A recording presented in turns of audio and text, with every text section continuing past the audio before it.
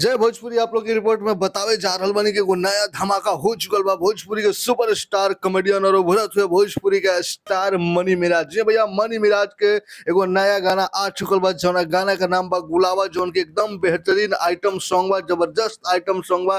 जे गाना के देखे में मजा आ रहल बाटे, सुने में भी मजा आ रहल बा, काहे कि गाना के चांद जी गइले बाड़े। जी भैया, जौन मनी मिराज के पूरा टीम चलेला, पूरा टीम एमे बाटे। चांद जी गाना के गइले बाड़े और मनी मिराज के साथे उहे दिख रहल बाड़ी जे हमेशा आप लोग के देखे के मिलेली एक से एक बड़ गाना में, जेकर नाम बाटे बनू द ग्रेट। मनी मिराज और बनू द ग्रेट के बिहार यूपी में सभे लोग के जोड़ी जबरदस्त बा और पसंद भी करेला। जबरदस्त लोग को जोड़ी लागेला, परफॉर्मेंस भी अच्छा लागेला, केमिस्ट्री भी अच्छा लागेला।